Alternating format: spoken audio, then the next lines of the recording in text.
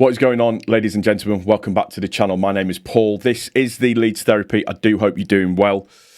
Thank you as ever for stopping by. Genuinely, I really do appreciate it. Sorry about the squeak. If you haven't done so already, you will see all of my socials on the screen to your right-hand side.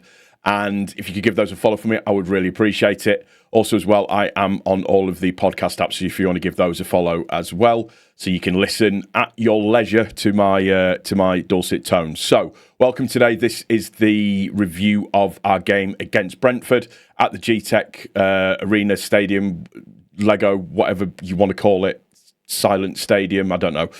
But we finish 1-1 overall, a decent point away from home to a team that is rated fourth in the league in terms of their home performances this season. So when they go in front, we showed very, very good resilience to come back and to scrape something into that. But overall, I'm pleased with the point. I'm slightly disappointed because we had the lion's share of chances overall, 18 to their 7.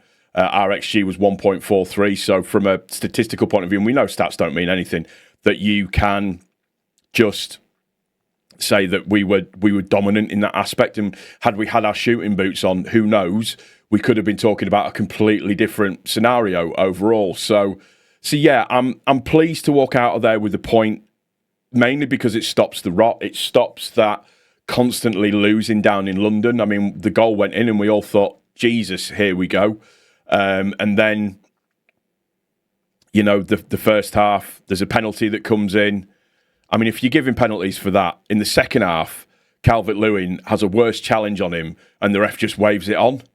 So it gets overturned by VAR because he was offside by like the sliver of his forehead. So that just says to me, so if that wasn't offside, that you would have given that as a penalty, but yet you don't look at the Calvert-Lewin one, which was a far worse challenge. Not a penalty, but a far worse challenge, and you don't give that, but you give that one.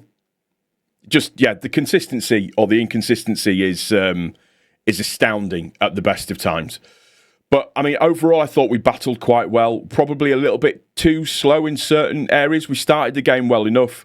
We were doing okay, creating chances. Okafor should have put one away, but for a good save from Kelleher. Perry makes a very decent save in the first half as well. So it's pretty much, I would suggest, as being on as even, pretty much.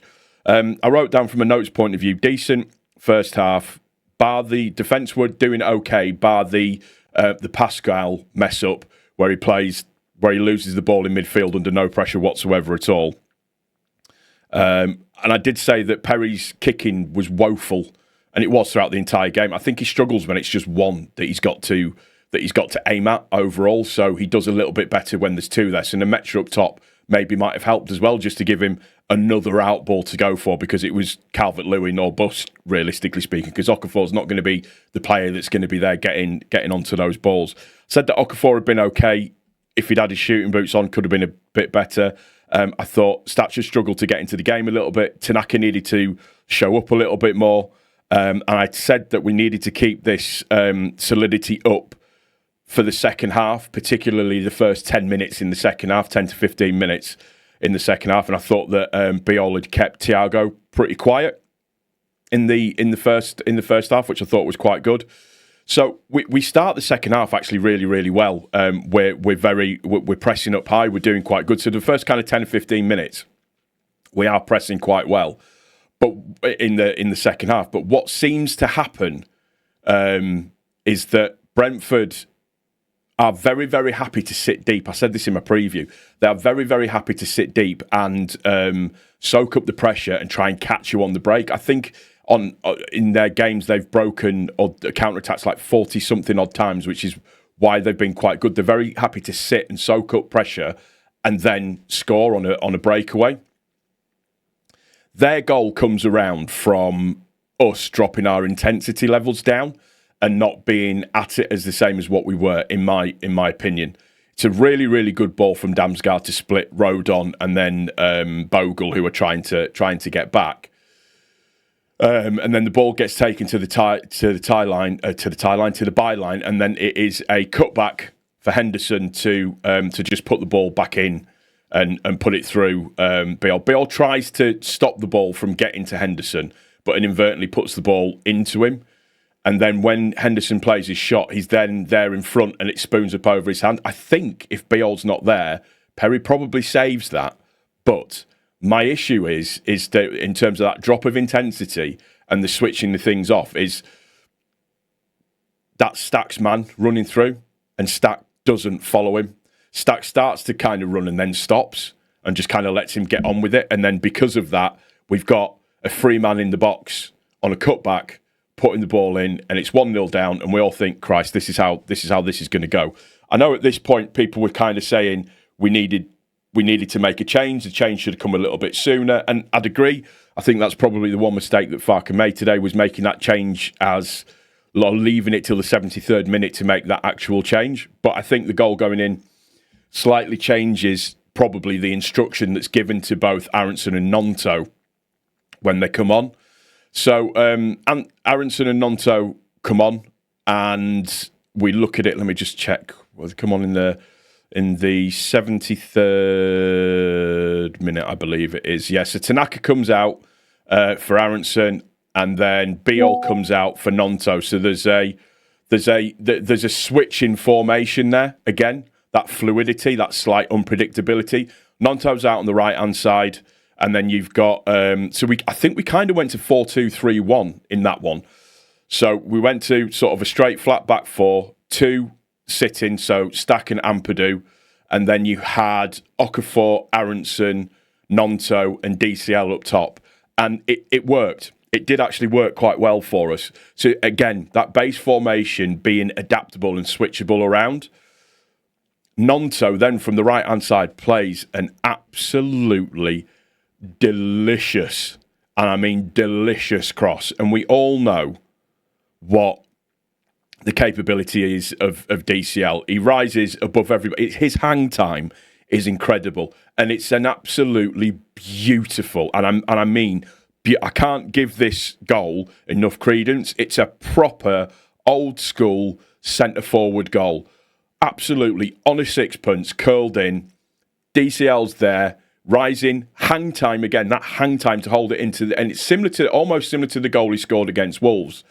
But he heads it in to get it to 1-1, and then that's 4-4 for him. That's his best scoring run so far to date in terms of consecutive games, other than when he scored 5 in a row, I think, in 2021. So overall, please, that's, I think, on balance of the play, it's what we deserved overall.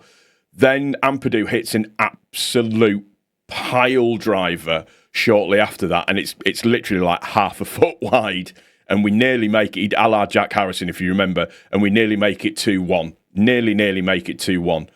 And then the game just kind of fizzles out, just kind of moves forward and just kind of fizzles out as to where it is and what was actually happening. And the 1-1 result, I think, is a fair result all round overall. So, like I said, we walk away from the game happy, but we also walk away from the game slightly disappointed because there's things that we probably could have done to win that game.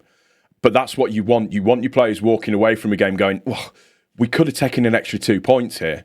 But again, there's that reality that needs to settle in. They're 4th in the home league so far this season. They don't concede very often. They've had like 5 wins on the spin at home or something like that.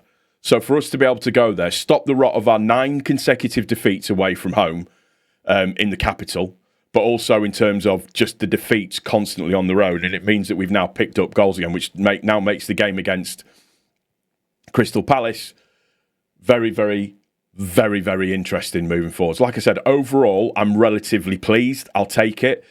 Things that I like to see, Calvert-Lewin scoring on a regular basis. Gnonto's impressed me in the last 2 games where he's come in. He's created a penalty against Liverpool, and he's got an assist in this game. You can't ask for any more than that. And again, I'm going to wax lyrical about it, but that cross was sumptuous. Absolutely sumptuous. It was brilliant. Absolutely brilliant. You knew he was getting on the end of it from the moment that it was put in. It was just glorious.